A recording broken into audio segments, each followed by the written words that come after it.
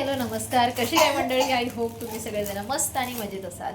तर हे जे मंगळसूत्र आहे ना, मला खूपच आवडलं. भरपूर लोकांचं म्हणणं होतं की मंगळसूत्र तू घालत नाहीस, तर मी म्हटलं खोटं हवं होतं मला, कारण एवढ्या लांब जाते, मग सोन्याचं घालणं जरा मला सेफ नाही वाटत. कारण एकटी प्रवास करते, मला हल्ली का एवढी घाबरते मला समजत नाही, पण मी घाबरते बऱ्यापैकी.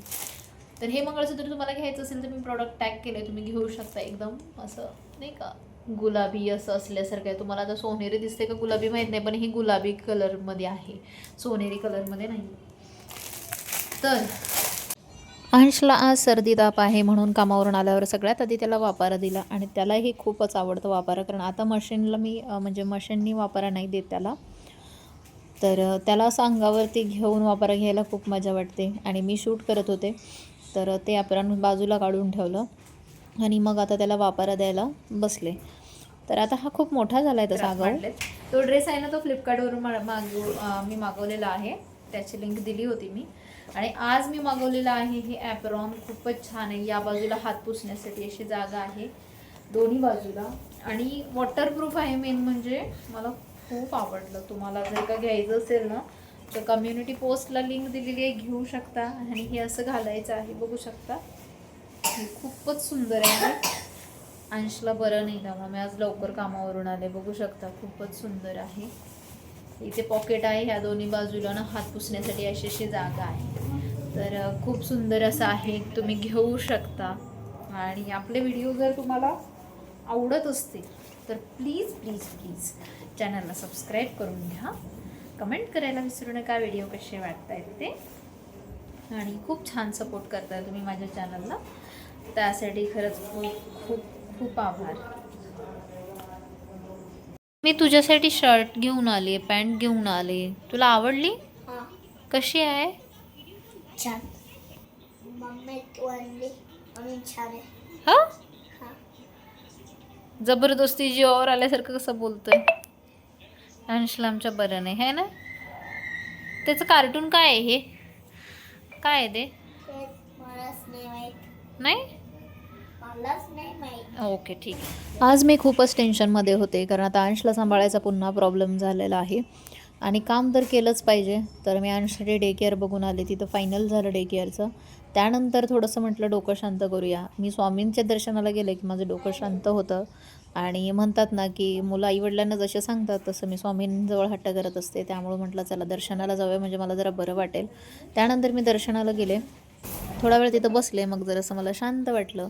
आणि ही इथली सजावट खूपच सुंदर आहे, खूपच छान केले. कारण उद्यापासून नवरात्रोत्सव सुरू होईल. आणि इथे मी इथं भरपूर वेळ असे बसले शांत, मग छान वाटलं. आता उद्यापासून इथे खूप छान उत्सव सुरू होईल, घटस्थापना होईल. तर हे ठिकाण कुठलं आहे, कोणाला माहिती असेल तर मला नक्की कमेंट करून सांगा. मी फक्त हिंट देते की मांजरी भागात आहे हे ठिकाण. आणि खूप छान आहे, आजूबाजूला छान निसर्गरम्य जागा आहे, खूप सुंदर वाटतं इथे. आणि उद्यापासून नवरात्री सुरू होत आहेत, त्यामुळं आता खूपच छान सजवत आहेत मंदिर. मला इथलं वातावरण आहे ना, ते खूपच छान आवडतं. आणि असं ना तिथे जाऊन शांत असं बसलं ना की डोकं शांत होतं. पूर्वी ज्यावेळेस आपलं चॅनल मॉनिटाईज व्हायचं होतं त्यावेळेस तर मी दर गुरुवारी जायचे. आता जसं ऑफिसला जायला लागले, काम करायला लागले, तसं मला वेळ नाही मिळत आहे. पण आता वेळ काढला पाहिजे, कारण काम काम काम कायमच कामच असतं, कधी वेळ मिळत नाही. बाकी स्त्रिया कमीत कमी माहेरी जाऊ शकतात, त्यांना तिकडं माहेरी जायला वेळ मिळतो. तसं मला माहेरी मला नाही आहे, त्यामुळं मला इथेच आपलं वेळ काढला पाहिजे. कमीत कमी इथलं येतं तरी आता बघू, ठरवलेलं तर आहे की महिन्यातून एक वेळ यायचं इथं. त्यानंतर वातावरण किती छान झालं आहे, मला दाखवायचं होतं तुम्हाला. हे जे पक्षी नाही म्हणू शकत, हे झिंगरू म्हणतात. हे जे दिसते तुम्हाला आकाशात उडते ते काही कावळे वगैरे नाही आहे, ते झिंगरू म्हणतात त्याला सातारा भागला. तर खूपच छान वाटतं आहे ना, किती छान वाटते ते. मध्येच येत आहेत आणि जात आहेत, आणि वातावरण ढगाळ आहे थोडंफार. थोडेसे थेंब पावसाचे पडत होते, पण नंतर पुन्हा आहे असं उघडला. त्यानंतर हे कावळे आहेत बघा, किती छान वाटतं आहे ना. मला खूप आवडत होतं. ढग असं वाटतं जसं काही कापूसच पिंजला आहे, खूपच छान वाटत होतं. नंतर आम्हा माईलेकरांचं पुन्हा ठरलेलं असतं. मी अंशला कुठल्याही कामामध्ये मदत करत नाही. त्याचे शूज तो स्वतः घालतो, त्याचं तो सगळी कामं स्वतः करतो. त्यानंतर त्याला भूक लागली होती. आज अंशला ताप होता, तर तो पंजा लढवत होता.